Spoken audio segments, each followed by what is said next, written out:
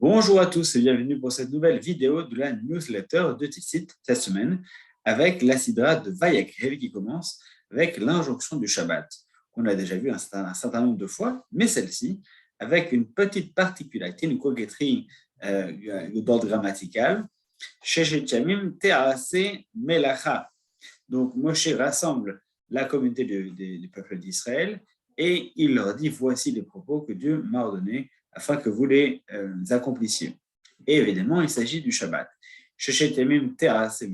Pendant 6 jours, le travail sera fait. C'est là la coquetterie grammaticale. On aurait attendu pendant 6 jours, tu travailleras, et le 7e jour, eh bien, ce sera pour vous un moment qui sera sacré, consacré, Shabbat Shabbaton, un temps de repos complet pour l'Éternel votre Dieu, et toute personne qui accomplira un travail ce jour-là mourra.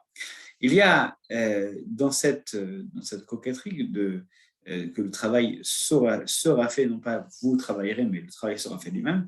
Nos sages nous expliquent qu'une personne qui devient le partenaire de la création, le partenaire de Dieu, eh bien, par le biais du jour du Shabbat, fera en sorte que le reste de la semaine, le travail sera fait comme s'il était fait de lui-même. Il sera accompagné par Dieu à un tel point que le travail sera fait comme s'il avait une assistance, en fait. Une assistance comme l'assistance dans les véhicules, on tourne un petit peu, ça tourne complètement. Ben là, c'est la même chose, on travaille, mais le temps passe à une vitesse folle et le 7e jour, on peut se reposer. D'ailleurs, ce n'est pas toujours le cas. Ça dépend vraiment de la manière dont on a organisé son temps. Parce que, regardez, si vous avez des personnes qui vont effectivement trouver le temps très long chez eux et d'autres qui vont trouver le temps très long à l'extérieur.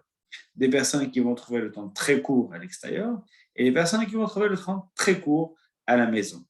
De quoi est-ce que ça dépend? Une personne qui vit mal sa vie à la maison, les moments où il sera finalement chez lui, eh bien, ils seront longs, le temps de devoir souffrir les querelles qu'il n'arrive pas à organiser chez lui. Et à l'inverse, une personne qui vit mal son travail pendant la semaine trouvera le temps très long au travail avec l'insistance des personnes qui ne supportent plus dans le monde professionnel.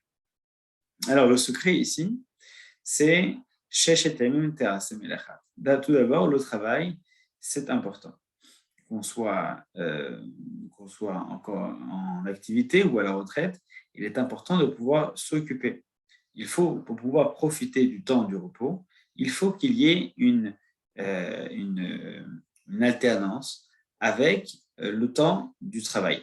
Donc, une personne qui passerait tout son temps, ces 6 jours, à se reposer, le 7e jour ne serait pas vécu avec autant d'intensité que s'il passait son temps, au contraire, dans l'effort. C'est le contraste entre l'effort et le repos que pourra se dégager le plaisir du Shabbat. Pendant les 6 jours, le travail sera fait. En fait, il ne s'agit pas de trouver un moyen de s'enfuir par le biais du jour du Shabbat. Non, c'est un moyen de pouvoir trouver un temps différent, un temps qui va permettre de donner du sens au reste des jours. En fait, si l'on souhaite que le travail puisse être fait avec l'assistance de Dieu, il faut que celui-ci ait un minima une portée éthique. Quel que soit le travail qu'on fait, il faut qu'il soit encadré par une portée éthique. C'est-à-dire qu'on ne peut pas, dans le cadre de son travail, accepter et faire n'importe quoi. Il faut que, quel que soit le travail que l'on fait, l'objectif est qu'il serve le Shabbat. Qu'est-ce que ça veut dire qu'il serve le Shabbat?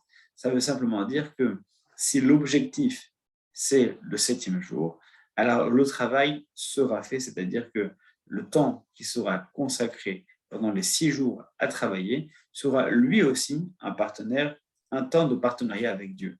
À partir du moment où celui-ci a pour but, comme objectif, de pouvoir être un moyen de contribuer à la création.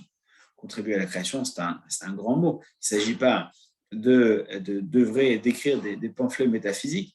Non, il s'agit simplement de donner un cadre éthique et de faire en sorte que son travail, quel qu'il soit, soit en cohérence avec, avec nos principes éthiques d'une part, d'autre part qu'ils puissent contribuer à la construction d'un idéal éthique, c'est-à-dire de la construction d'un foyer dans le cadre de nos mitzvot.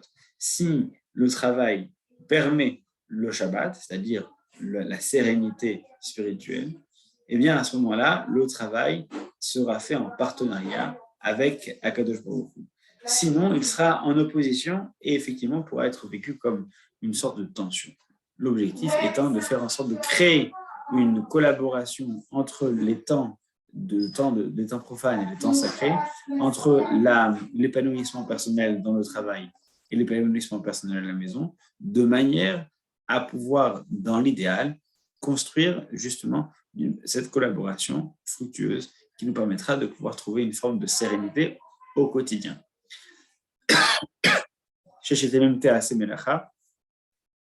L'importance, d'une part, de travailler et de reconnaître certaines vertus au travail, et d'autre part, de cet effort, les fum agra, de cet effort, et le salaire vient en fonction de l'effort au niveau de Dieu et de sa justice sur le plan spirituel, eh bien, pendant les 6 jours, on se prépare et on travaille afin d'arriver au Shabbat, eh bien, tout ce que l'on fait aura un cadre et un objectif qui lui permettra d'entrer en cohérence, de créer une cohérence entre toutes les strates de notre vie.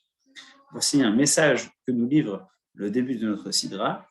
Il reste à nous de faire en sorte de le rendre tout à fait personnel et unique, de faire en sorte que ces jours consacrés à l'effort, consacrés au travail, puissent être sublimés par la portée éthique qu'on souhaite leur insuffler, et que le jour qui est consacré au repos, ou plutôt à la sérénité, celui-ci puisse également nous donner des forces afin de pouvoir se réinvestir dans le travail de manière encore plus épanouie, et encore une fois dans un cadre qui nous permettra d'être en parfaite sérénité et cohérence pour le reste de la semaine.